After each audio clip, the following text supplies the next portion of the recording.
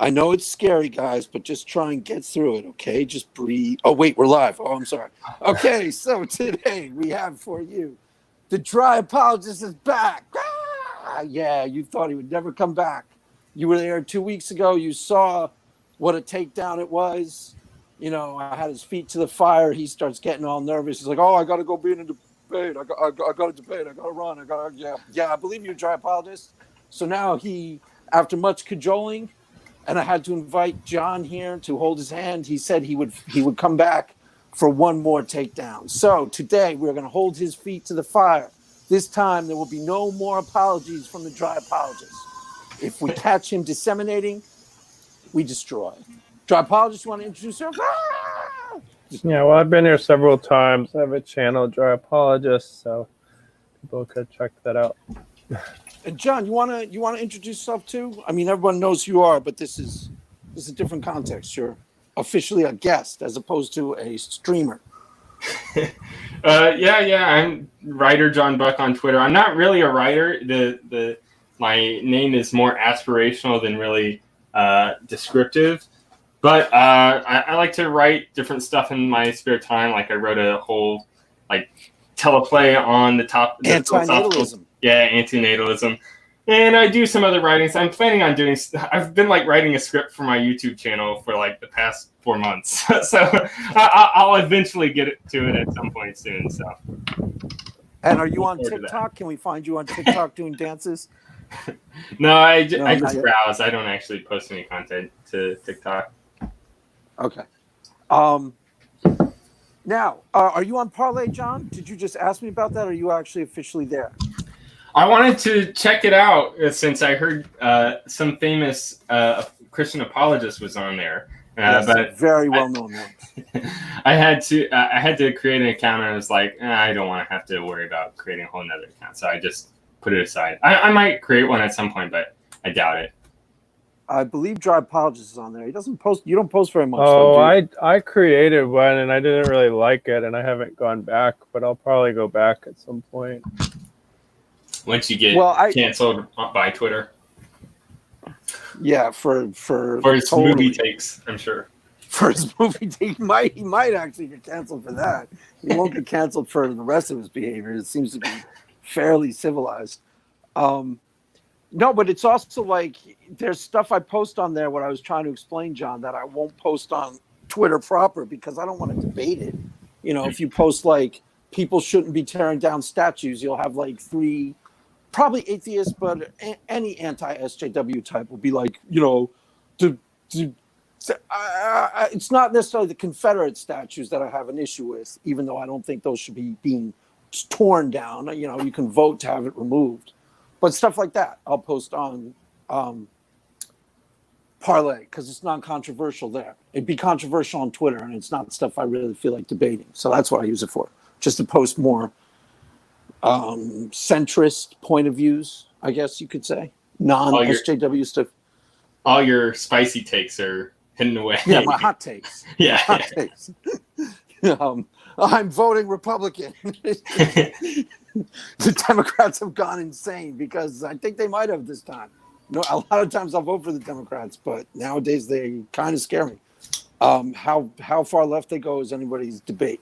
So, Dry Apologist, you want to start us off? What should we start with? Are we going to discuss the Eric Hernandez?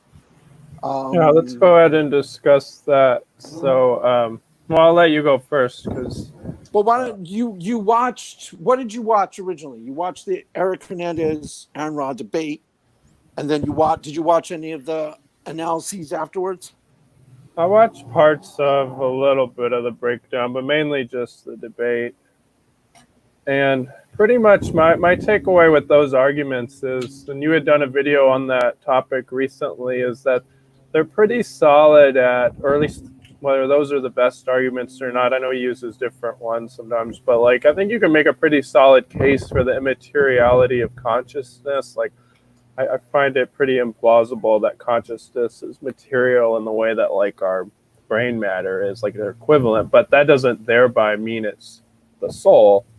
In fact, I wouldn't identify the soul with consciousness. So that's kind of the leap. And I think a lot of times atheists and physicalists in general will say, but they seem to conflate this, like they think consciousness emerges from brain matter, therefore consciousness is material, and that just doesn't follow. That's about the origin. So they're like really talking past each other, because I think a lot of physicalists actually will concede that consciousness is immaterial. They just don't think it's immaterial in a substance dualist sense, like it could exist on its own. But like those are several different positions, whether consciousness is identical to the brain, whether it's dualist, or whether it's emergentist. Those are all different positions, but oftentimes it just all gets lumped as the same thing. So I wasn't sure exactly what Aaron Ra was even arguing for.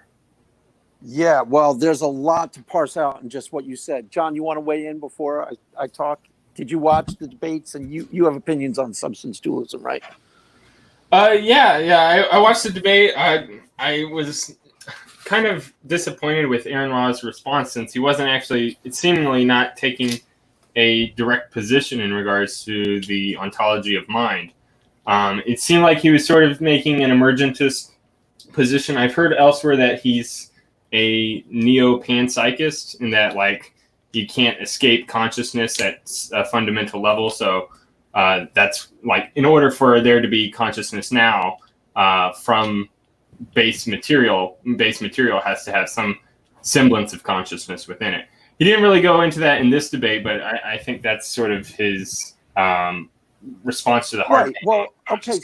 So what Dry Apologist said, which I think is established fact, or pretty close to it, it's what I said in my video, is that where this debate gets confused, how I see it, and I'll let both of you guys respond, is Eric Hernandez says that it proves a soul. It doesn't quite do that. Mm-hmm. All of his material is really valid, and it's really good at proving the immateriality of consciousness, which a lot of atheists accept. They say they're not, like that guy was debating on Twitter last night. I think his name is Evans Murphy. He's one of the smarter atheists out there. He said he's a non-physicalist, which means we technically probably agree about almost everything regarding substance dualism. No, he's a metaphysical naturalist. So he disagrees that, Eric, we were getting into it on, Skylar actually was bringing it up on Twitter against Eric Hernandez. And then a fellow atheist, Eric Murphy, was sort of defending Eric Hernandez. No, not Eric Murphy. Not Eric Murphy. Who's the guy I was talking to was Evans Murphy, that you and I were talking about. Yeah, sorry. He was actually defending Eric Hernandez on Twitter, even though he doesn't agree with Eric that we have a soul. It's just that the thing that Skylar was complaining about didn't really apply to what Eric was actually doing.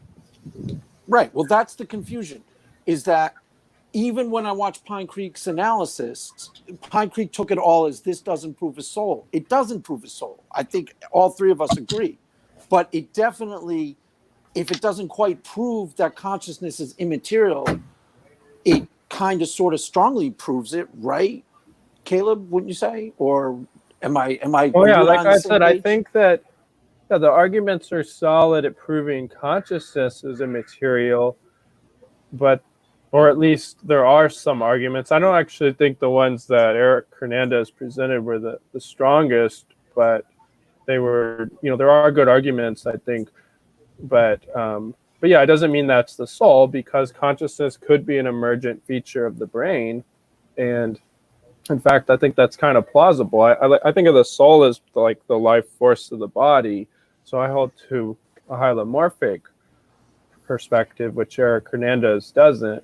And I think that's a more plausible perspective. So that's where a lot of these debates, it gets lumped into, like there's a lot of different positions, but it gets assumed you're either a substance dualist or you're a physicalist. Like those sort of the only two, like there's a lot of nuance within those positions. Well, but then the atheists are not choosing the nuance. They're saying mind, consciousness, and brain are the same thing. And then they use the argument, it's really a bad argument. They say you damage your brain and you damage your consciousness, therefore they're the same thing. And like he has a good analogy about the guitar, whereas if you damage the guitar, you can't play the notes on the guitar if you break the guitar, but that doesn't mean that the music coming out of the guitar and the guitar are the same thing.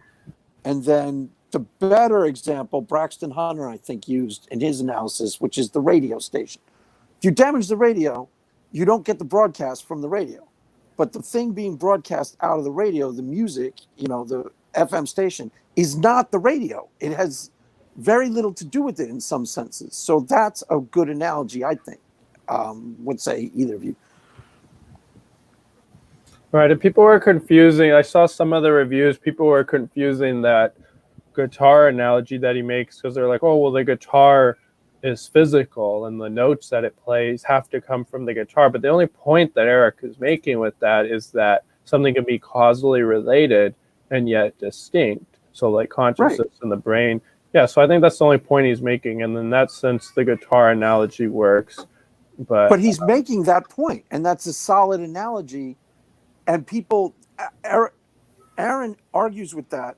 So did Matt Dillahunty. So do a bunch of atheists, not the smarter, higher brow ones, like the Evans Murphy guy and probably Eric Murphy, according to John, who know what they're talking about, have done some research. Go ahead.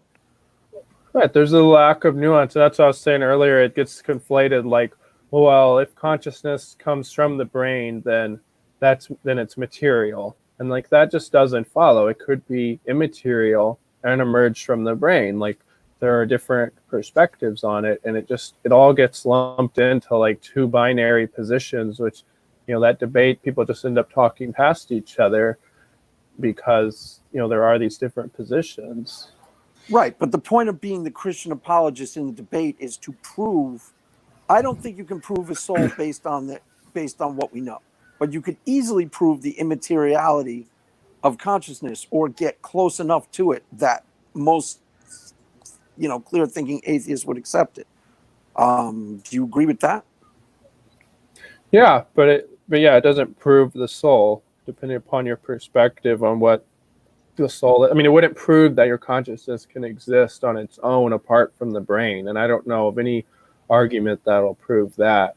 So, yeah, I agree. They don't prove the soul, but they could still add some evidence in favor of theism, since being a unique, kind of like what you were talking about, being a unique emergent feature that could fit better with theism than atheism. So it could still work as a good argument, but I agree it doesn't deductively prove the soul, even if you grant all of the arguments. Right. Go ahead, John. Hey, I was just going to ask Caleb, are you familiar with Gary Habermas's sort of arguments that he uses in support of the, I guess, non-reductionistic account of the mind or consciousness upon the brain due to NDEs that people have experienced after having undergone a brain death of some sort, and still being able to have experiences and then relay those experiences that can then be corroborated by the hospital staff. I don't know if you're familiar. Yeah, I've heard him. I heard that he does argue that. I haven't studied that. I mean, that could be a legitimate avenue. To me, that's kind of like arguing from religious experience. So it's like that can be plausible for somebody if they had that experience, and maybe it could convince people anecdotally, but I don't look at it as like a philosophical, like logical argument you can give them like in a debate. I mean, you can, but like I look at that as kind of its own category of argument. Right. Why do you like it, John? Or you think it's something compelling that we should be taking note of, or is that why you're bringing it up? I mean, it's not like just like Caleb was saying, it's not really a logical argument that can just lay out. It rests upon like whether or not you even include testimony from other people as part of your epistemology. And so like if you're not going to accept any sort of testimony from people when they're declaring things that you wouldn't accept within your framework or your worldview, then yeah, it's just going to be it's a non-starter there in trying to argue it to someone. But I think for a lot of the people that are maybe more agnostic as to what things are, and just like, well, maybe, I mean, if I know this person and they had this sort of like experience out of the body and able to like observe something that they wouldn't have been able to observe from where their physical body was, then this seems like it's at least something. And maybe it's not going to be enough to have they been evidenced? Do they actually have tests that show that people were literally able to do that or not? I haven't really looked. I mean, it's not really tests, but there are like observances that the people that have come out of the brain death or have relayed back to the hospital staff that has then been corroborated. So, like in one example that Gary Habermas uses is somebody leaves their body and then they are able to pass through and see an operation that was taking place in a room nearby them. And then they saw that somebody's leg was being amputated and that the leg was put into a yellow bag. And this is like some sort of observance that they had. And then later, this person mentioned it to like somebody that was working at the hotel staff, or not hotel staff, the hospital staff. And then that like nurse went and tried to see if that was indeed the case. And it did turn out to be the case. So it's corroborated. Yeah. So it's not like something that you can prove definitively. It is certainly interesting and maybe worth looking into further. But I mean, if you have one case where this happens and you have, say, 100 other cases where somebody thinks they saw something and it doesn't turn out to be the case, then that would certainly weaken the case for any of this being actually true. But I think given that we have at least some amount, it's worth looking into further. Right. Gotcha. I wanted to sort of agree with what you were saying there, Craig, about how Eric's argument doesn't necessarily get you as far as a soul, but it does certainly get you to, say, maybe the immateriality of the mind. And maybe the further point that you would need to get at would be maybe the causal powers of the mind over that of the body. Because if it's the case that the brain just has this emergent sort of immaterial mind that we have that is logically not identical with the brain, but the mind is just sort of like extra stuff that's emergent from the brain, then this extra stuff wouldn't be able to do anything of its own causal source. Anything that it does would be due to the underlying brain power beneath it. It's exactly the... Which I think could be used as a strong argument against the ability to have free will under this sort of emergentist understanding of mentality. Well, that's one of Eric's arguments, right? Mm-hmm. Right. Yeah. Go ahead. Oh, I was just to say, I mean, that could be a plausible argument, but I think that one can take a emergentist perspective. I don't know. Basically, I just think with a lot of these things, it's like you can, as long as your position is consistent, you can probably defend any position that you find plausible. I don't. Right.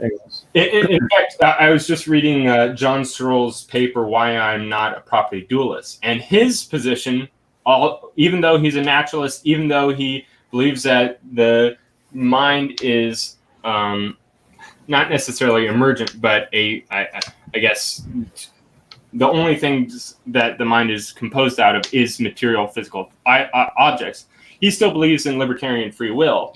I think his position is that like the brain is just sort of like the undergirding system that it's in place in order for the consciousness to do what it does. Like he has an analogy to the car engine. The carburetor is able to do things even though it is based within sort of physical atoms and things like that. And it's just two different ways of looking at the same sort of process. But I don't know. I have to read John Searle's position further to fully understand it. But it is at least within one account of the mind that does allow for free will, even under a sort of naturalist position. Caleb, did you want to say something before I? No, that's fine. So the thing where he kind of, it doesn't quite work is it doesn't prove a soul. We all seem to agree that. I think that you can use his arguments and rejigger them to prove, at least for a YouTube debate, the immateriality of consciousness. The what they call the hard problem of human consciousness is exactly that. It's like, how does something that seems to be immaterial and able to almost have a mind of its own or a life of its own, how does that emerge from just simply physical just the physical parts of the brain. And most of as far as I know, who are the best people on this, Caleb, in terms of the Christian side, even the atheists who are not materialists, like Thomas Nagel? Do you know? On the Christian side, I mean, like Ed Feser has some good writing on it. It depends upon what perspective. I know, Well, like who's the Moreland. JP Moreland is the main go-to guy from. What was the thing with Pine Creek that you commented on? I was going to watch that before we started, but I forgot to. Did that have anything to do with this, or that was about evolution or something? I'm not sure what you're referring to. But you're talking about yeah, go ahead. He had a show on JP Moreland. I did an evolution. Yeah, I did a brief review of Pine Creek's review of JP Moreland on evolution. Yeah, and that was on the problem of evil. Yeah, JP Moreland was basically arguing like evolution was like incompatible with Christianity because it made the problem of evil too difficult, and I just totally disagree with that. That's just like handing it to the atheist. I mean, right? Yeah.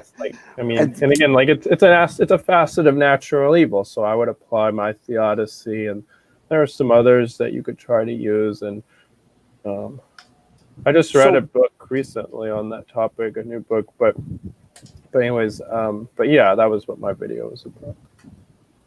Okay, but so he is like one of the main go-to people for Eric Hernandez on the philosophy of mind, but he also doesn't believe in evolution. Is that well, apparently right? He doesn't. This was years ago, but I'm sure I wouldn't be surprised if he has the same perspective today. But yeah, I mean, you could hold to you don't have to hold to evolution, of course, to believe in the soul. But so who outside of him?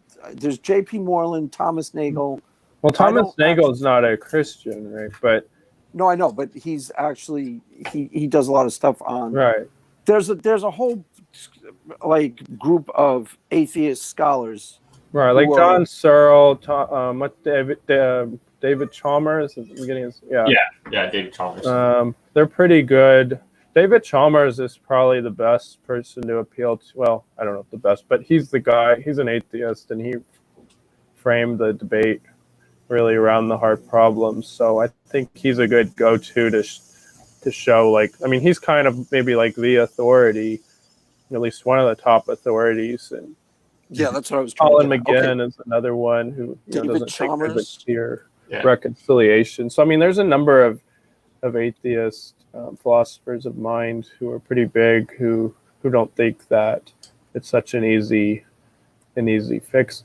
But like one of the things I've talked about before is it's like this isn't such a cut and dry argument for theism. I mean, the theist argues that God can create matter out of nothing. So the atheist can argue the brain can create consciousness out of nothing, and that maybe that parallelism doesn't work for everybody, but it's when you're getting like metaphysics, it's not so straightforward about what's allowable and what's plausible and so on. So I just don't. That's why I don't really get into like this argument that much. But I can see where it has empirical appeal. So. Well, when you talk about irreducibility, you're arguing that there's like this is why the argument has to be structured better. But you're basically saying that there's a third indefinable thing that is.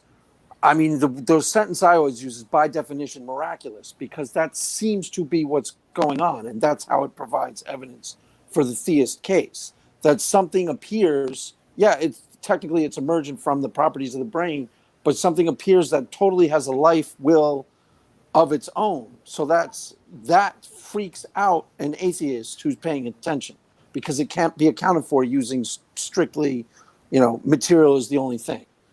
Physical. That's why there's a lot who aren't strict physicalists. What was Eric Murphy saying, John, by the way? Was he making good points? No, Eric. I was misspeaking. Eric Murphy. He's got the show on. I'm not sure. But it wasn't Eric Murphy. Evans Murphy. Yeah. Oh, there was that. I don't know if you guys watched on Capturing Christianity. Ben Watkins debated this guy. I think his name's Dustin Crummett or something. He was pretty good. or that was a pretty good discussion. He's Oh, not as I well meant to known. watch that. And I would recommend that because Ben Watkins is, he's been on my channel a few times. Like, he's pretty fair-minded. Mhm. Yeah, Dustin. What was that guy's name? Crummett. He's got a lot of stuff on. Yeah, he seems pretty good. Now, what about the debate itself, John? Did you actually watch it, or you just tagging like you just? The Aaron Ra, Eric Hernandez. Yes. Yes. Yeah, I saw it. All right. Comments, observations, insights. I mean, Eric Hernandez debates quite consistently with all of his other ones. So he has his sort of approach to this topic, and he'll continue. And since it's funny, a lot of the atheists that he debates are all pretty similar in their worldview. It doesn't, you don't get much differences in style. And so it would be interesting for him to sort of go up against somebody similar to a John Searle type, or maybe even I don't know, somebody else that holds to a more I don't know. Well, it didn't look to me like Aaron Ra even bothered to look into his arguments at all, because he didn't seem to address them. Like the first little spiel he went on was a typical Aaron Ra. You know, as far as I could tell, it was his opening statement was standard issue Aaron Ra. You know, where's your evidence? These things turned out to be false. Am I getting that wrong, Dry Apologist? What do you think? Well, again, I think he seemed to be working with, if consciousness emerges from the brain, then it's material, or then it's not a soul. And they even got into, I think at one point they even got into, which was of course what was going on Twitter, like, oh, well, are you going to say animals have souls? Because a lot of like atheists think that the theist theologically has to be committed to the idea that animals don't have souls, which is really erroneous. It's not the Christian tradition at large. And just like, again, it's just a confusion. Like, they're just kind of talking past each other, and it's But they're not talking past each other. Is that a lot of times what's going on is Eric Hernandez has a body of knowledge that he brings to the table almost every single time consistently. It doesn't quite prove what he says it proves, but it's actually really compelling evidence in and of itself for certain aspects of theism. And so far, nobody has ever addressed it at all. Like, I didn't see that Aaron Ra even looked into it and thought about it and took it on for the body of knowledge that it is. They just come up with like, oh, here's here's my go-to objection. right. Well, that's what I mean, that they're talking past it. Like, they think that, like, oh, well, if an animal has a soul, that disproves your position. And it's just like a red herring, and it's just not really understanding. Right, and then they make these comments that are totally ridiculous. Like, dude, if you smash a guitar, the guitar stops making music. Game over. You're like, well, that's got nothing to do with it. I saw one guy arguing in the comments like, that's like saying I make YouTube videos on YouTube. You know, I was so insane. Like the thing that the guy said in the comment basically underscored the point that Eric Hernandez was making, but they're not really listening to him and processing it at all. He's trying to argue that the consciousness is a totally separate thing from the brain. It's not the same thing. It's a totally different, separate thing. It seems like it's a slam dunk, case closed. I don't see how you can object to it. Yeah, well, I think with a lot of atheists, because like I used to argue that point more with people, and a lot of them, I think, maybe recognize there is something irreducible about consciousness, but it's just kind of like to them, it's like a God of the gaps argument. So it's just like, well, even though like it's sort of like the last frontier, they think that science hasn't explained yet. So it's like, well, you just like stop, appealing to God just because we haven't figured something out yet. Like that's kind of their immediate go-to, which I don't think is fair, but I think that's kind of where they're coming from a lot of times. I mean, that's part of what do you say, John? Well, it's funny just because like the very beginning foundations for science was sort of like you probably get it with Descartes and Galileo, and both of them sort of like were taking this very strong sort of dualist position that, okay, there is a physical world which we can is publicly available and that we can corroborate with each other and understand it on these purely quantitative terms. And then there is the inner life, the inner experience that we all have by which we come to interact with the physical world. And this is purely able to be only described through qualitative terms, like through qualia and sense experience. And so by leaving out any sort of qualia or like value notions regarding what we're observing here, we can come to sort of these descriptive, purely factual understandings of science. And it's funny, it's just like to think that we could derive a scientific account for consciousness. It just seems to be a misunderstanding what science actually is and why science even works. The reason science works is because we're getting rid of all of the value-laden sort of qualitative understandings of what things are. We're like only understanding it in terms of like the mechanics of it, so we can like put it into an abstract equation, and that's what science is that we're sort of getting at through this. I don't know.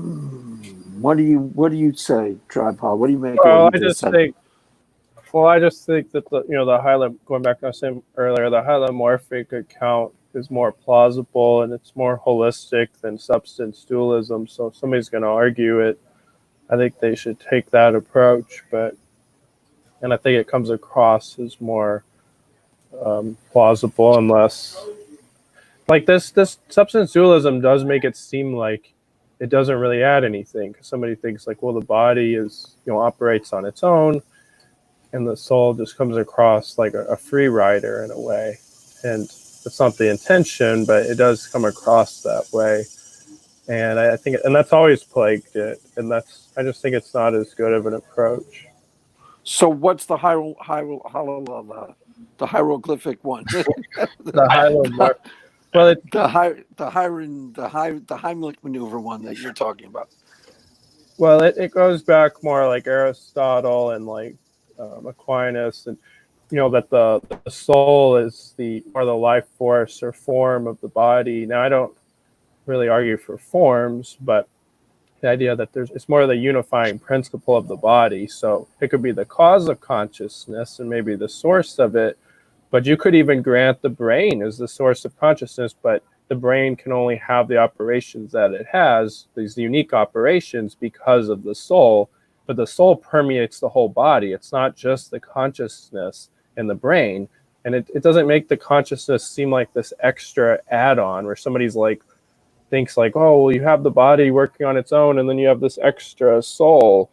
And it's not as secondary seeming, and it's more of a Christian, holistic perspective of the person too. But that's my takeaway. I'm sure Eric. So that's an in-house debate between two but different schools of more theology. plausible. Right? Yeah, but I think it's more plausible, and it's not as readily dismissible because not as many people argue it. Like, it's sort of like the Kalam argument. It's done so much that when somebody brings that, it's kind of like it's old hat. Like, some people have that impression. It's not fair to have that impression, but people can. So when you bring like a different argument, maybe it's a little fresher too. But did you hear that, John? He called your Kalam argument old hat. Did you catch that? Yeah. In fact, if anybody's interested, Eric Hernandez actually had a discussion with Help Me Believe Hayden regarding the soul, and Hayden was taking very much the Thomistic hylomorphic perspective on it. Yes, I caught some of that. I didn't catch the word hylomorphic. Did he actually use the word? Mm-hmm. Well, Eric also debated somebody else on that. I haven't watched it though. Yeah. I could check that out, and we can talk about that. Here, let's further. talk about the Matt Dillahunty thing, though. Okay, go ahead. Why I did had you want me to sent watch you that video, and Scott Clifton was on. But anyways, this guy calls in. I don't even remember what the context was, but Matt Dillahunty immediately goes to his favorite go-to with like slavery in the Bible and was like freaking out about it. Things I'm like, I agree with the point he was making, but it was just another example that Christians don't have a very plausible framework for approaching inspiration and stuff. So like the guy was trying to like use some of like arguments, like it wasn't very clear because he didn't really get a chance to explain, but it sounded like he was trying to like kind of water it down, basically, that it's not really what it sounds like. And those arguments are just a no-go. And it's like Christians need to stop arguing stuff like that. We can admit that the New Testament has imperfections and we need a different paradigm. Did the guy actually call up? I watched it a few days ago. Did the guy actually call up trying to argue about the Old Testament, or did Matt turn it into a debate on slavery in the Old Testament? Yeah, I don't remember. Because he does that a lot. I think it was about like ethics and society, like how Christian ethics is better. It was something more general, I think. And then Matt Dillahunty immediately went to slavery in the Bible. Like, oh, well, you think the Bible gives us our morality? Like it was that type of thing.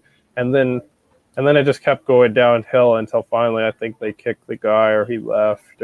But he never really got to make his position. But like the direction he was going in was to try to argue like that the Bible doesn't really have slavery in it the way we think. And again, it's just like, it's just not plausible to take that line. Like that's why I always bring these points up. It doesn't make Christians comfortable, but it's like we've got to have a better paradigm. Otherwise, they're just going to keep getting shut down by people like Matt Dillahunty. Right, but so what exactly are you trying to say right now? Do you want to talk about? Follow up, because remember when I was on here 2 weeks ago, we were talking about that divide between progressive and conservative Christians, and now there's a middle ground that we try to take more. And anyways, I just sent you that because it was related to that. Right, but that's a little bit different of an example, because that guy probably was just using whatever argument he had to accept. A lot of times the people who call up Matt Dillahunty are lay people, and they don't expect what he's going to do to them. And he'll go to Old Testament slavery because he can just beat up a Christian with it. So he can just run circles around somebody with it and go, did you say morality? The Old Testament says that you can own slaves, that you can beat your slaves, that you have to do this, that. So he just kind of automatically goes to it because he's going to use it to beat up a Christian. Right, but if Christians had a better paradigm to work with, people could more uniformly say like, well, we don't hold that view of inspiration and inerrancy, but instead they're working with their arms tied behind their back because it's like, oh, well, I've got to find a way to make it sound like the Bible doesn't really say that. And it's just not but that's something I point out a lot, is that's the reason for the popularity of those type of debates, because the Christian is in the Christian's going to lose. If we're talking about in a formal debate, not where Matt Dillahunty is just beating up someone on atheist experience, the Christian is normally going to lose the debate because it's structured in a way that they're going to go down. You're either going to look like you're minimizing something in the Old Testament, some form of atrocity, or you're not clearly acknowledging what the text says, right? You're on the same page as me with that, right? Yeah, but there's another paradigm. It's if more Christians got on board with taking a looser, more general view of inerrancy and inspiration, this would become less of an issue. Now, that's not to say there aren't difficulties with that, but it's because it's kind of like what we were talking about with the soul. It's like they assume like, oh, a Christian can't hold the view that an animal has a soul, so they're just going to use that. But that's a total misnomer.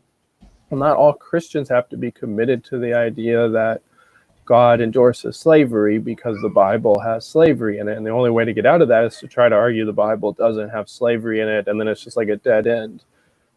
So I'm just trying to point out dead ends that Christians keep making. John, what do you think? Yeah, I mean, I don't know. For myself,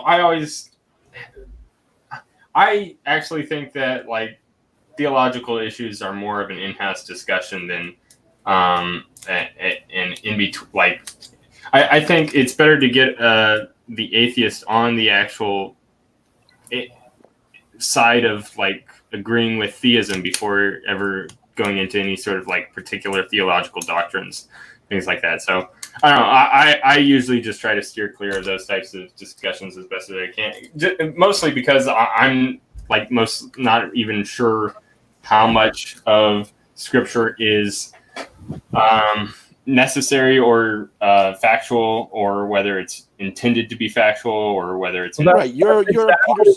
That's exactly what I'm saying, though, John. Because you have that view, and Craig and I have that view. We're flexible, but a lot of Christians, especially in apologetics, aren't, and they give this narrow perspective. And I agree. It's more productive logistically. It makes more sense to get the atheists to see the plausibility of natural theology and stuff, but that's not how people's thought process works. It's more reciprocal, where you're drawn upon different strands. They're thinking, well, if I accept this, then what? What happens when we get to the Bible? You got to address it all holistically if they bring it up. Now, I'm not going to go for that topic, but if they bring it up, somebody's got to have it ready. Like if you wanted to discuss morality or something general with them, and they want to go to the slavery issue in the Bible, it's kind of, it does look like a dodge if you're like, whoa, I'm not talking about that. But if it's undercutting your later views, you can see why they go for it. And then somebody doesn't have anything plausible to come back with. It does make it seem like that's why we keep seeing this charge on Twitter and YouTube and stuff, like that Christians can only defend general theism. It's because when it gets to the Bible, they don't know what to do, and they defend things that are implausible. So that's why I make a stink about it, because it's hurting us so much. And you think that Christians should not try to defend what's written in the Bible? No, well, they should try to adopt a more plausible perspective of inerrancy and inspiration. And I get it that doesn't sound orthodox to some people. But who's the closest thing that because John, you're preaching to the wrong guy. John is Peterson-esque. I don't even know John. Right, but John was pushing back, so that's why. Well, because he pushes back, he's annoying like that. You're preaching to the wrong guy. He's Peterson-esque, which means he's not. No, but what I'm asking you is, let's try to make this productive. Who is somebody that you see out there that you go, that's a good person, a good go-to person to get a good, proper understanding of how you're supposed to interpret the Scripture? Because you're not saying that you're not totally against inerrancy. You're somewhere in you think Scripture is God-breathed and inspired by God. You agree with that? Right. I don't have a full. It's not something we can fully explain per se. Like I have a short video on my channel on how I propose. Right, but let's start at the beginning. Who's someone who you? Well, that's the thing. There's very few people that are adequately addressing this issue. It's just the elephant in the room. I mean, guys like Eric Siebert or Matthew Ramage or Peter Enns, those would be three I would throw out. Okay, Randall Rouser is pretty good. Okay, Pete Enns. Now, Pete Enns is probably mostly a wussy Christian, right? Right, this would be looked at as a more liberal perspective, but my point is it shouldn't be. That's what I'm arguing. But yeah. Right, but it's irrelevant whether it should or shouldn't. If you wanna move the ball forward in a way where you actually get some progress, should and shouldn't doesn't enter into it. It's like if there's. Well, I'm talking because we got to get Christians on board with it. But go ahead. Right, but that's exactly what I mean. If you want to get Christians on board, should and shouldn't doesn't enter in. Who's having a productive conversation, and why, and most importantly, what's the because okay, did you watch the? Because you get the you got to understand the objection from the conservative point of view. If you're going to try to, I used to hold that view. There. Look, I used to hold that view. Okay, so what happened with you? Well, because I looked at what the critics were saying, and I saw that they were making valid points. It's like you look at these passages and you think, well, if I wasn't looking for it to be inerrant, how would I interpret this? And you can't, otherwise it's special pleading. Like I would hold other religious believers of other religions, I would hold their feet to the fire on these passages in their books. And I can't exempt myself because I believe in Christianity. Christianity doesn't entail a specific version of inerrancy. I get that it's attractive because we want to have it be very straightforward how the Bible is, but we can't reason like that.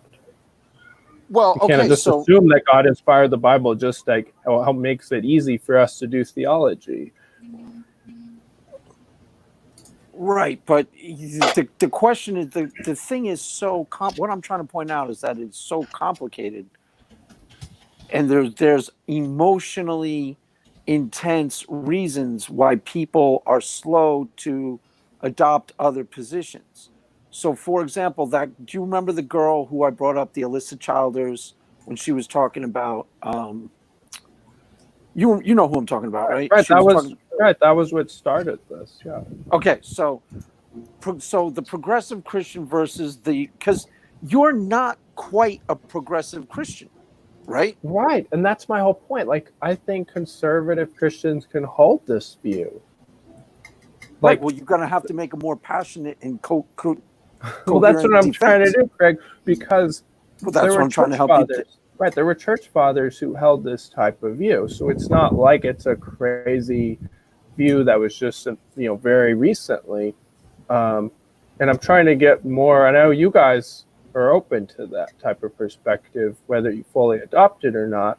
And I'm not saying I have the answer, but it should be a card that a Christian is comfortable exploring when talking with somebody who's not fully on board with the Bible being inerrant. So if you're talking to another Christian and they're okay, then, I'm not worried about persuading them out of a particular perspective of the Bible, but we shouldn't be acting like that's a requirement of being an Orthodox Christian. Well, the question the question I was trying to ask, and I guess the answer is no, there isn't. Is there such a thing as a soft inerrantist out there, someone who's arguing for a type of inerrancy that's palatable, wherein somebody who's because a lot of Christians see if the thing with the Alyssa Childers is that the trap that she falls into is you start policing other Christians for Christianity is now just a series of statements that we all assent to, and that's not really what Christianity is necessarily about. And she doesn't even necessarily think it's about that either. It's just that what she's trying to watch out for, I'm somewhat empathetic to, because I saw her debate with that. I don't even know what that woman was about, total flake out woman who still calls herself a Christian, but she was I don't even know what her theology was. It was so watered down and out there and woo inspired that you see the tension. The tension is there for a reason, because the Orthodox person is it's either orthodoxy or nothing. Now that polarity is mistaken. That's what you're saying, right? Did I get you right? You're saying, well, it's not even orthodoxy. It's a misrepresentation of what orthodoxy has to entail, a specific view of how biblical inspiration works. That's not a part of any creed or early statement of the church. I get that it's pragmatically attractive to think that the Bible has to be, down to every jot and tittle exactly what God wants it to say. But that is a perspective that's become popular. I don't know that is, and I get it, that is an intuitive position to take, and you could argue that the Bible supports that view in some ways internally, but I don't think it's does it though? How could you? Well, there are some verses. There are a couple of verses they appeal to. But what? Not one single jot or one single tittle. Well, there's a verse in John's Gospel where Jesus says the scriptures can't be set aside, and it does give the impression. I could see where it's you got to go up for every little word. I think that's reading right, too but much. Okay, but let's try and get this. Let's try and weed this out accurately, because you are not arguing. See, a lot where this gets the most confused, and I think that you could make progress as long as the person who wants to think that scripture is actually really sacred and important to them understands your heart on the matter, and you aren't trying to downplay and say, look, there are no rules, it's groovy, do whatever you want. you take the Bible's commands to you really seriously as a Christian, right? And you try to enact that and do what you think the Bible is telling you to do, right? Yes? Right. No? Right. So, I would be arguing it's the passages that just seem like they clearly don't represent God fully, like, the Old Testament, some of the Old Testament laws and commands would be, the primary example. And I get it that somebody wants to hold that the Bible is fully representative because we want to believe, because that gives us consistency, but it's not plausible. So we have to come up with something else. And I think, well, anyways, that's where I'm coming from. But yeah, in terms of, go ahead. But the mechanism that like most people use is to like prayerfully consider and use some common sense. But are you arguing for a more formalized, like kind of logically consistent thing that you can call like this is how you are to interpret? That's what I hear. Yeah, well, I think you're gonna have to interpret it in light of what's reasonable. So like if I'm reading about these slavery passages, I don't, we're going to always, I'm going to say, well, that's just not something God would command. And that's just self-evident, I think.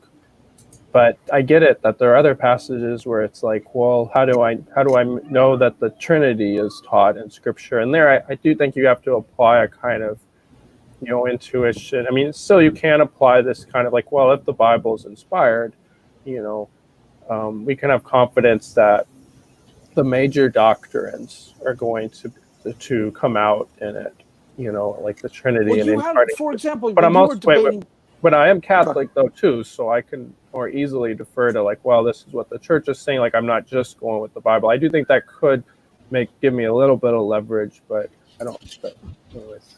Well, yeah, I mean, so Catholic teaching is somewhat like there's the Bible. See, part of what happened was, and this is a really complicated conversation, so I'm overgeneralizing, but when you have like the Protestants as American Protestants, part of why inerrancy as a really important thing came up, and this is totally debatable, but this is just one of the things that is like, if a Catholic priest is got some issues in his congregation where like somebody's struggling with this thing and these people are struggling over here, it's not necessarily considered his responsibility because he's part of an organization and a structure and a hierarchy.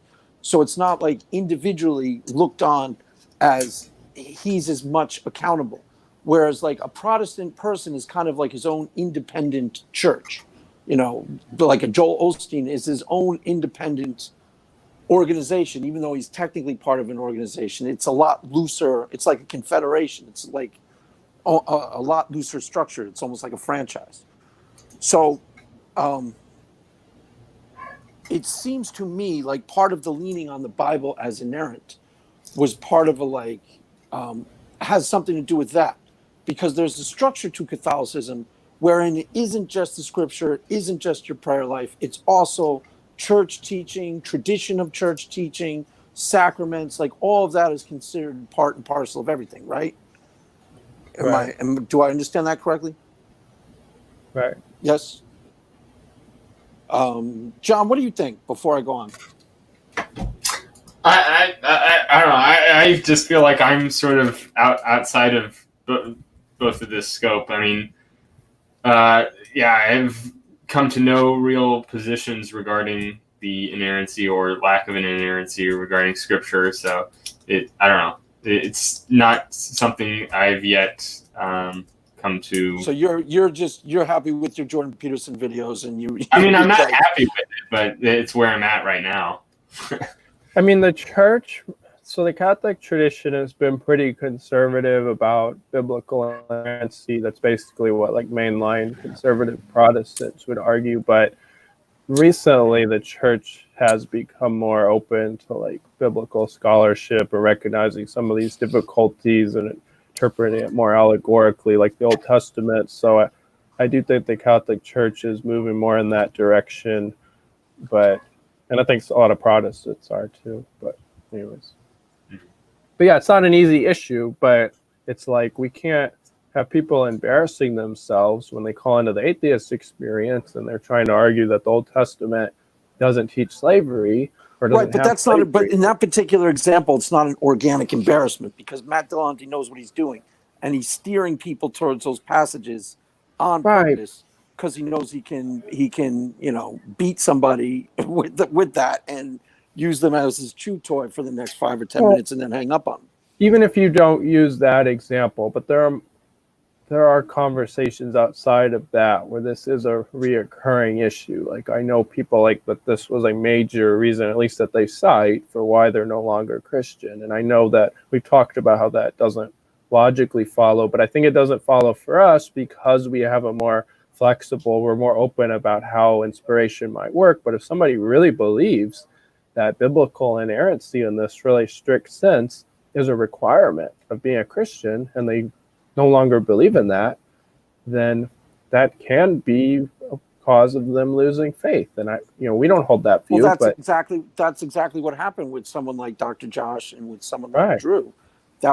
But with them, it's different because with Drew, see, if someone's raised in a really hardcore fundamentalist literalist tradition, which are more rare than you think, but when they're raised in it, they tell you, if you question one word of this, you question everything. If one word of this fails, the whole thing fails, and they think they're doing a service to Christianity. But then that kid, that 16-year-old, goes to the Bible one night, and he's alone in his room, and he sees what was that? John, what are you doing? Sorry, I'm on my Harley right now, so I'm having to talk while I'm driving. Oh, that's right. If he then opens the Bible and says, like it says, stone a witch on a Sunday, now he's going to have a real crisis of faith that otherwise need not occur.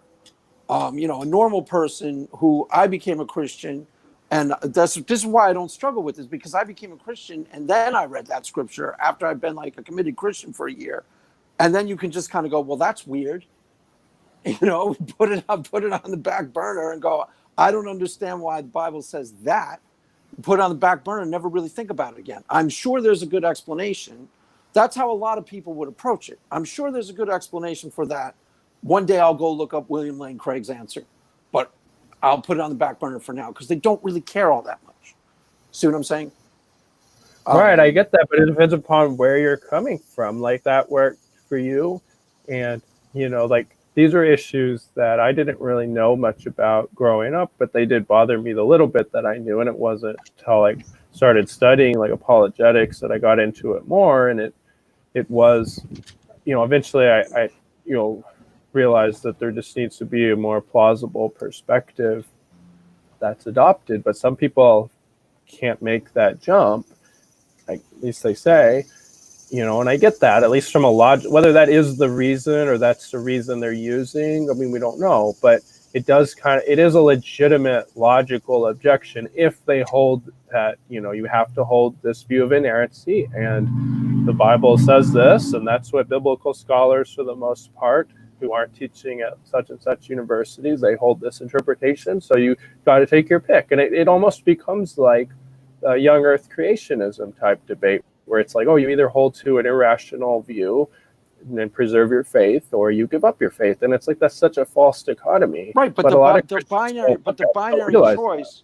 binary choice is the problem. It's not that there are parts of the Old Testament that are hard to reconcile. It's that it's a binary choice. The reason why I didn't struggle with it is because I have no struggle with a paradox, or I don't understand this, or wow, that's a little weird, because of just how I am. It's the binary choice. The binary that's choice how you are. But that's right, not how that's the right. But that's the right way to approach something that's complex. But that's how. But earlier we were talking about what's the right way or whatever. Not everybody may hold that view as the right way. I mean, I get it. I agree with you, but I'm just saying, there could be other ways that may be helpful for different people who have a different psychological background. I don't know. Well, but there isn't. You either reconcile it in a way that's thoroughly plausible, which is hard. That's what I said. It's possible the Bible is inerrant, but there are certain key passages that are like, whoa, how would you reconcile that? And then you go look at the reconciliations, and they aren't very good. And you're Right. like, well, that Right, doesn't work. exactly. Exactly. Okay, It's possible the Earth is 10,000 years old. It's possible. I mean, I'm not saying that they're necessarily equivalent like that, but that's how some people view this issue. And it's like, and you're saying, well, shouldn't Right, be a binary. I agree with you, but the way to make it not a binary is you present different options. But a lot of Christians and apologetics aren't doing that. right. Well, but what I'm saying is start the process of presenting you a different option. Right, I do. And that's what I'm trying to, like, that's why I'm talking to you guys about it. Like, I'm trying to get other people on board, but a lot of people don't want to talk about it, or they think like, no, you can't go in that direction or whatever. So that's all. You can go in that direction, but you have to be, so you're kind of going in the direction, you have to be aware of the pitfalls politically, not to do with whether you're right or wrong, but how much sacred cows you want to actually be in the business of untoppling and why.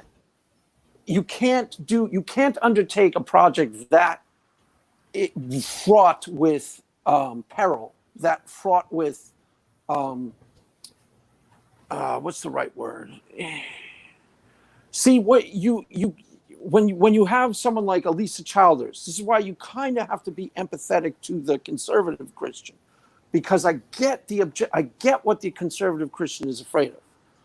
They're afraid of the anything goes, let's become moral relativists like the rest of the world, and then the church is going to go raid the rest of the world because all the Christians are going to become watered down sellouts. That's the unspoken fear that you have to be aware of when you start poking around with the sacred cow. The sacred cow is a sacred cow for a reason. It's got an emotional hot button resonance to it that gets people ready to fight over what's not really at issue.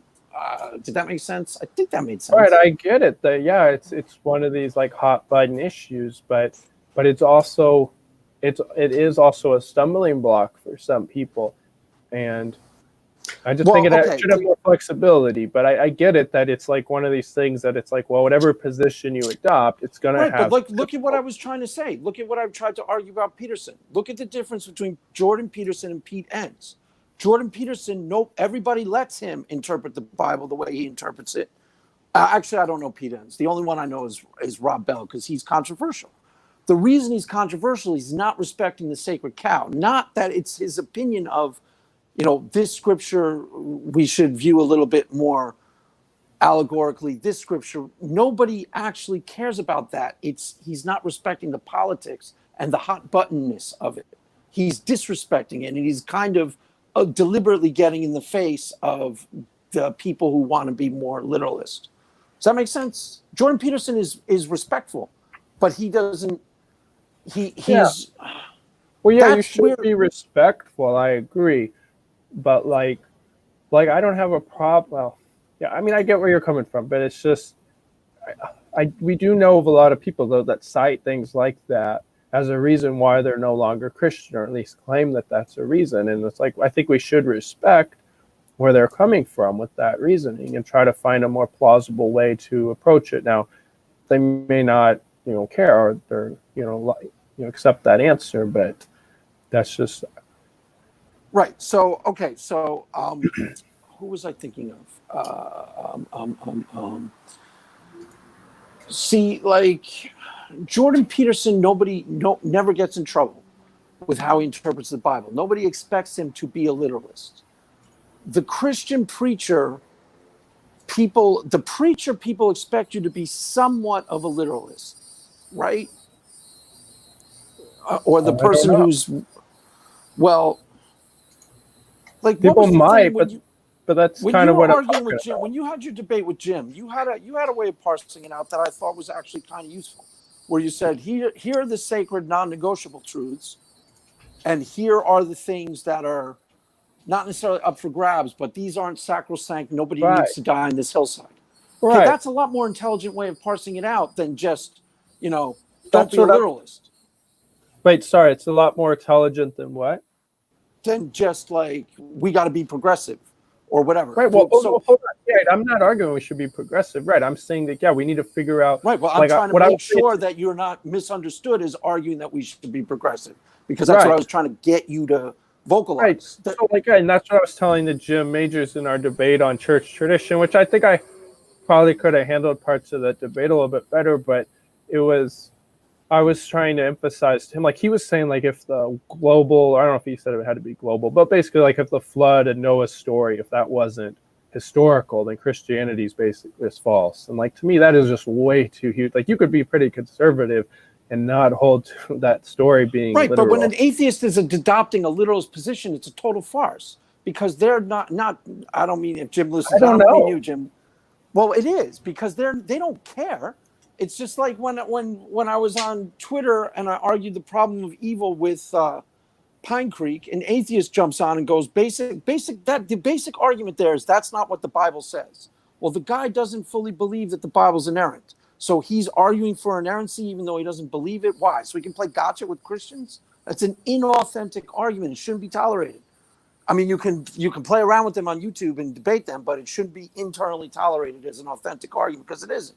The guy is adopting a position that he doesn't actually hold to. If a fundamentalist wants to argue with me, that's not biblical, Craig. I accept that because they actually live and breathe by that paradigm. So it has integrity. If an atheist says that to me, it's a total farce. Like, just like I said, if I read the Tao Te Ching, I don't go looking for holes in the Tao Te Ching.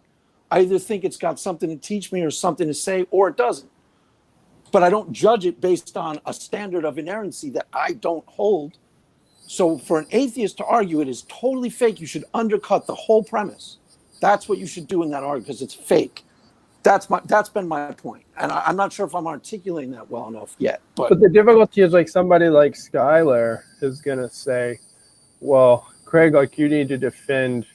They're just saying, or no, excuse me. He'll say, I'm poking a hole in the view that this Christian holds. They hold the Bible to be this way. I don't, but they do. And I'm showing that that's inconsistent with their moral outlook. But that's exactly what he says. It's inconsistent, and that's what I've tried to say. That's correct. If he's trying to poke a hole in a literalist, then I say, go and poke the hole in the literalist, knock yourself out. But not, I poke holes in the inspiration of the Bible because I, the atheist, think it's either got to be inerrant or not, has no value. That's not how you read a literature book. So why would you hold the Bible to that standard? It's inauthentic coming out of the mouth of an agnostic or an atheist. Let me plug in my phone before it goes dead. Right, but that's what. Go ahead. But a lot of these people, like Skylar, recognizes that there are other positions, and I respect him for acknowledging that. Although he focuses mostly on the fundamentalists, or whatever you'll call it.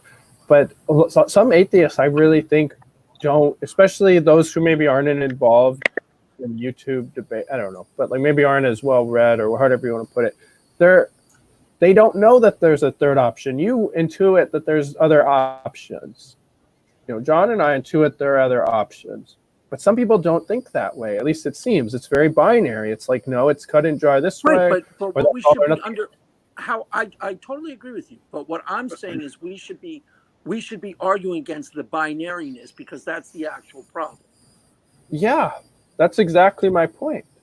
Okay, so we're on the same page. So why all the melodrama? You were the one who pushed back on me an hour ago or whatever. Because that's my job, dude. You're on my channel. I gotta destroy you. That's the whole point of my channel, is to destroy people. All right, well, I'm gonna have to go in about 10 minutes. So whatever topic you want to finish on. See how he runs away, John? See how just when you were. I didn't realize I was pushing back on you. Where did you think I was pushing back? I think. Oh, it was fine. I wasn't heated. It was just you were disagreeing at points. It sounded like. Well, we should have some of this conversation in private, because there's a strategic imperative when you're dealing with agnostic and atheists, and that's a different thing from actually parsing out with other Christians who care about biblical interpretation how to interpret the Bible. That's why I like someone like Randall Rouser. Randall Rouser is more liberal, but I get the feeling that he actually really cares about the Bible a lot, like a passionate, committed, conservative Christian, right? Right. Rouser's position, as far as I get to, at least in one of his books, he argues more that like God used the Bible like a good editor. Like he says, like Christopher Hitchens included like some Christian essays in his book, not because he's Christian, but because it kind of helped bring out some other points. So Randall, at least again in the book that I read, that he argues that maybe God included some of these difficulties to bring out, sort of highlight some of the other points. I don't know if that's the best approach, but yeah, he's still trying to argue that like God, is fully, endorsing the Bible, but just using it in a way. What you and I are both saying is there's a middle ground between strict literalism and totally wussified, wishy-washy, non-entityism. There's a middle ground there that can be almost literalism or almost inerrantism or something. We're arguing for a middle ground, right? Both you and I are on that page, correct? Right. Yes. Yeah, I think we're on the same page. We're just trying to figure out the best strategy. But yeah, as you said, we could talk about it more in private. But yeah. Well, because there's strategic imperatives when you there's a totally different conversation when you're talking with Christians about what's the best way to interpret these scriptures than when you're talking about what's the best way to argue these scriptures in terms of taking it out in public and debating agnostics or atheists to defend, right? Those are different things. Right. And somebody can, well, yeah, that's fine. We'll just leave it there. I was just going to say somebody can offer something as a proposal and say that they're uncertain about whether that proposal is 100% correct. It's just a plausible theory, kind of like what I suggest with the problem of evil. I do think you have to be careful, though, that it doesn't sound like you're adopting a fake position because, some don't like that. But yeah. Well, I'd agree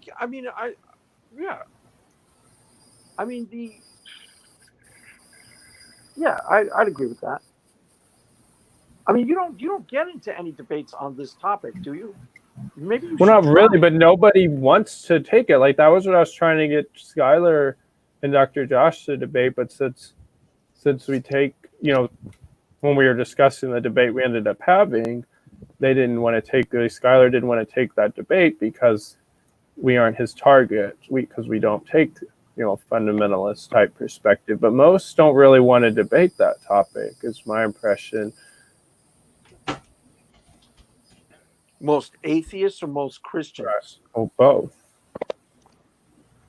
But that's kind of my point. It's kind of the elephant in the room. It always gets brought up in comments and questions and stuff, but it doesn't really get addressed. There was a debate on Modern Day Debate like a month ago, but the guy took I didn't watch much of it because I didn't agree with it. But yeah, it was, anyways, I didn't agree with it. But that guy wasn't a Christian either. He was, he's a practicing Jew, but he had a little bit of a different perspective. But I think a lot of Christians would take the perspective he took. But yeah, I've never seen any really good debates on this particular topic, like how, as Christians, you're supposed to interpret things. I think that could potentially be useful. You just got to be you got to be political, but you got to be politically savvy about it because it's sacred cow territory. Well, right, and I wouldn't. Go ahead. No, I agree because somebody could walk. There are people who would rather have a view of the Bible that's inerrant but difficult. Well, I would rather have a Bible that I'm not sure exactly how inerrancy works, but I don't have to believe that God commanded some of those things. But different people have different intuitions on what's the better, however you want to put it. What's the what's the lesser? What's the bigger thing to give up? Basically, like C.S. Lewis had a quote he would rather believe that. I can't remember how it goes. But basically, he'd rather believe the Bible has errors than God as a monster, something like that. I don't know. You have to look it up. But right, but what about who's the person that Dr. Josh always brings up? The Old Testament guy who does some of these trying to reconcile it, but he doesn't veer too much. Is that James White or is that a different person? Yeah, I don't think it's James White. I don't know who you're talking about. Lately, he's been bringing up this Dr. Bentz guy, but that was about the Nephilim and things, which that's a whole nother thing. It's like Michael Heiser seems pretty good for the Old Testament. Oh, but What? no, I'm sorry, but like the stuff with like the Nephilim, like that's where it starts getting like embarrassing because that's Well, again that's another issue. But I think it's important to Embarrassing understand for who? the Us? for everybody, theological beliefs of Why the is it people of the time. everyone's So embarrassed by if it? it were, Well, what's the can, embarrassing part? That nobody well, do you cares know about what the it is? Nephilim? Like there are What? Where'd you go? Did you can, leave? can you hear me, Craig? Am I talking to my? You ran away again? I didn't run. I can't believe it. You saw it here, guys. I'm here. I just have to I plug can't in my hear you anymore. computer. There you go. What did John run away? Was John got scared? I'm here. Can you not hear me? I can hear That's- you.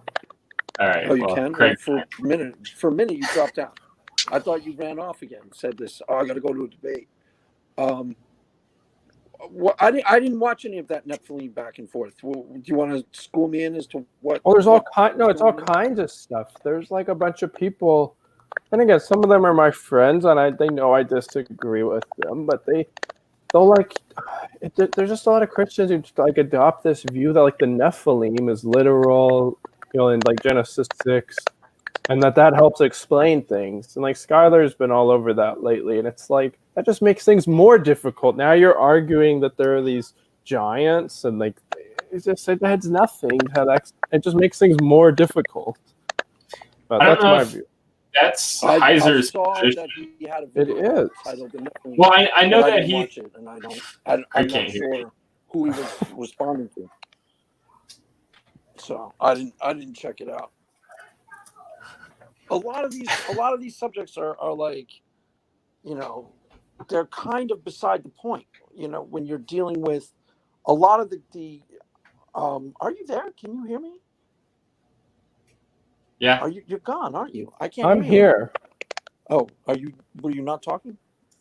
No, I'm trying to plug in my computer. I'm here. Oh, okay. A lot of these things from the point of view of a counter. The thing that I'm trying to point out is that most of these counter arguments are irrelevant to the proposition God exists, God does not exist. So they're sideshows. If the atheist is bringing up a sideshow, you got to ask yourself why.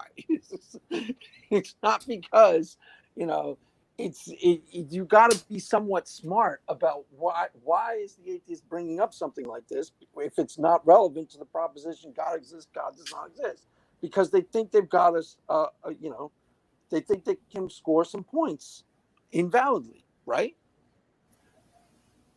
Right, but they use that. But if more Christians didn't defend those views, because I mean that's what Skylar says. Like he says, well, I'm going after this because that's what they believe. He kind of leaves the more moderate Christian perspectives alone. But if everybody was more moderate, they wouldn't have those things to make such a big deal about. Now you might say they would find something else, but like still, it is. You do see the pragmatism there. My ultimate belief is that if you start presenting Christianity that's reasonable to most reasonable-minded people, that they're going to actually go, okay, I accept that because that makes sense to me. That's the whole part of the whole reason I'm doing this.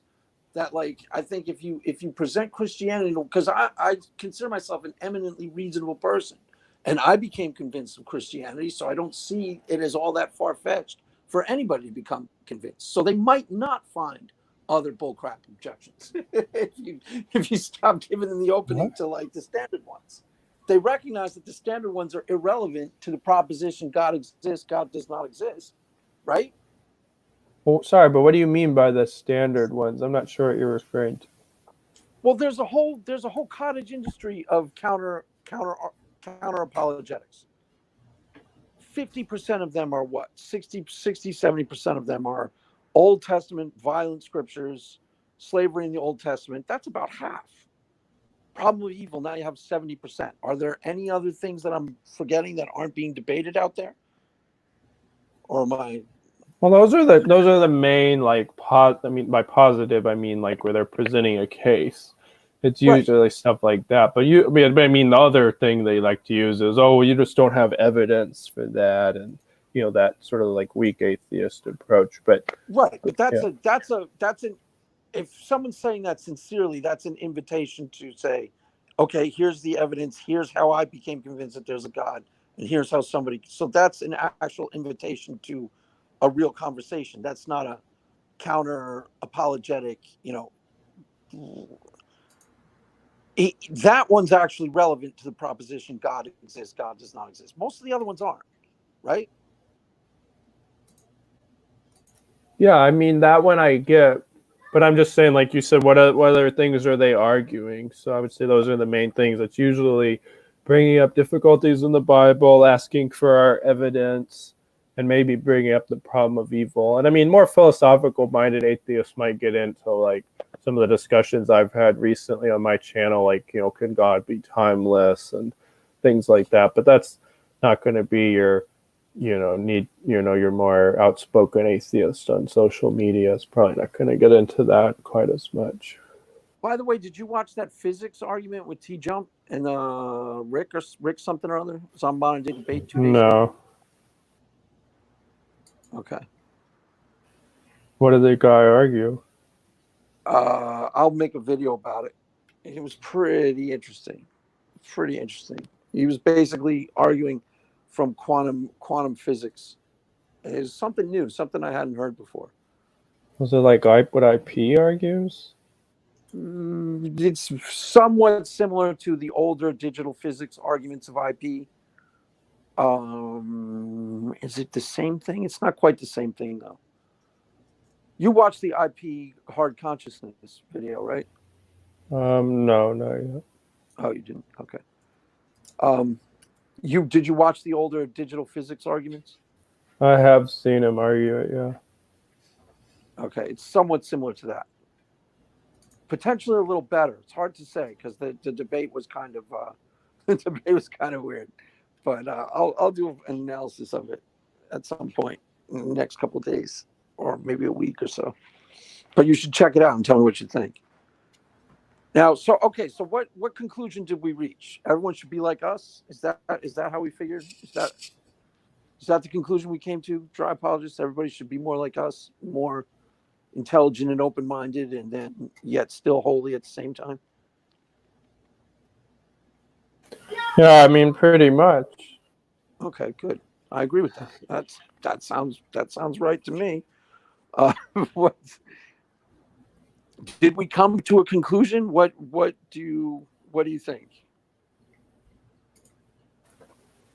Well, I think we agreed pretty much on on the main talking points. So I think there needs to be more work done within the Christian community to these biblical difficulties that don't assume that you have to have this strict inerrantist view. And it's like, yeah, we need to find a way to make it presentable and orthodox and all that. But like just assuming that you have to take it literally and things in the Old Testament, it's just like, that's just really, people are shooting themselves in the foot. And I wish people would just get more comfortable with thinking outside the box a little.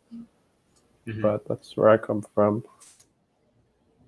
Yeah, I would agree with that. I mean, there's a big difference though between somebody genuinely struggling with like an Old Testament says this, and this generally makes, I'm legitimately weirded out by it, and somebody ginning that up for the sake of winning an argument inauthentically. I don't think I was pushing back on you when I said that. I just think that's the most important thing to keep in mind.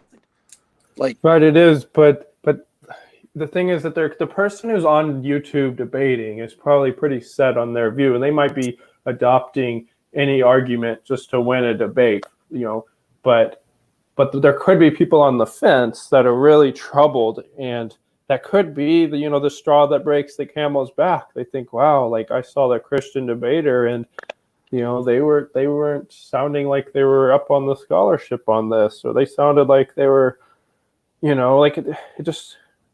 I'm not so much talking about the debaters. It's the people that are getting information from some of these debates. But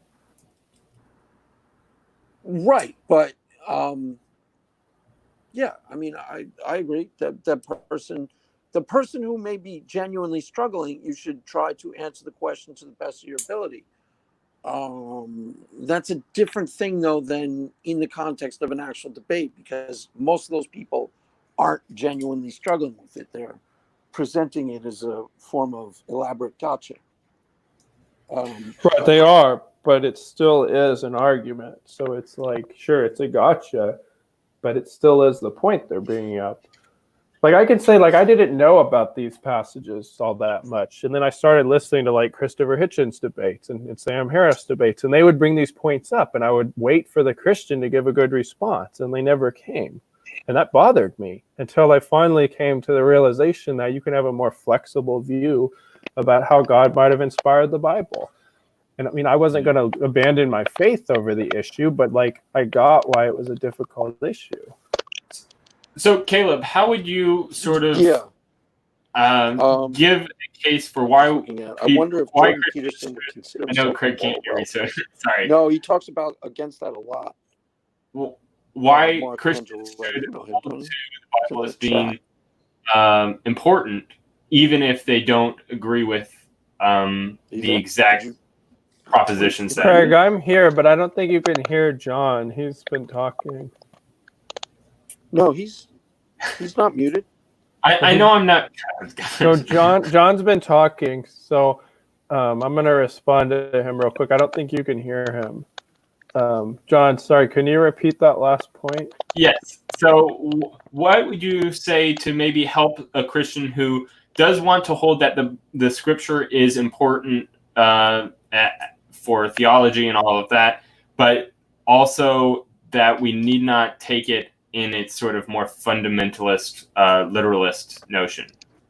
Well, I mean, I think the best way to approach it is that the things that we can be certain about, the things that are essential about the Christian faith, are the teachings of Christ and the central doctrines around his deity and resurrection and so on. All the major doctrines. Now, beyond that, to me, it's an open question, like whether Noah existed or whether it was a flood or God caused the flood. Those things are not relevant. I get it that Jesus referred to those things, but that's a separate issue of how he utilizes it. But if the centrality of our beliefs is about Christ, these other things are really secondary issues. So what we can say is, we don't know why they're in the Bible. We don't know how inspiration exactly works. Now, I may have a preferred way to reconcile it, but what we shouldn't be doing is saying you've got to find a way to defend the literalness of this, because I think it's just going to be a dead end for some people. It may not be a dead end for everybody, but it's kind of like with the hell debate. It's like some people don't have a problem with eternal conscious torment, but a lot of people do. And I think we should be sensitive to that and say, well, if you want to believe in that, that's fine, but it's not a dogma of Christian belief to believe in eternal conscious torment. So I look at it like that.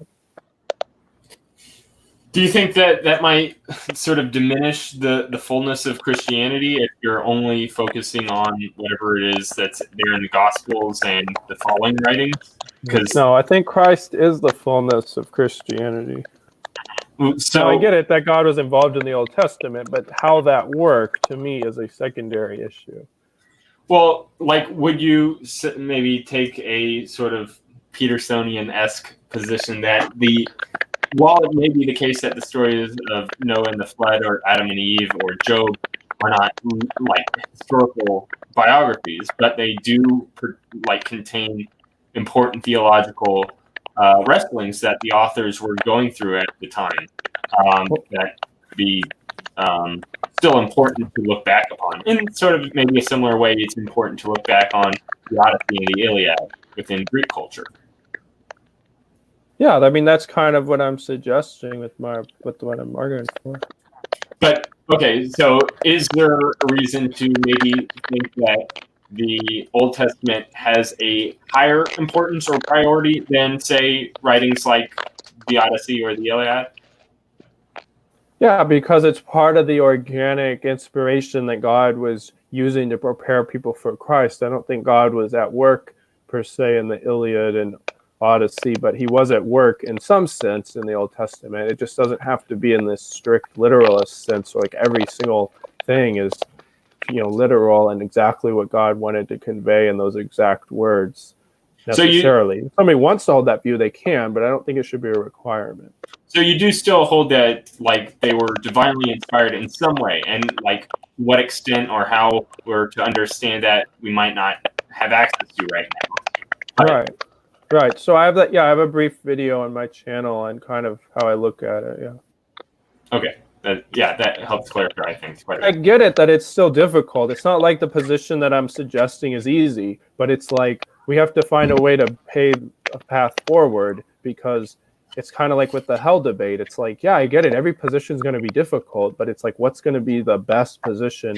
And but it's also different people may be attracted to different positions, but we need to have more options on the table for those who feel alienated by certain positions, which may not even be the way God did it. So, but that's just Well, where there's I'm a whole school of like Pete Enns, I think, has the Bible for Normal People series, and they have a whole. I just started noticing their videos, and they get people coming on all the time who I'm assuming are more liberal in their interpretation of scriptures.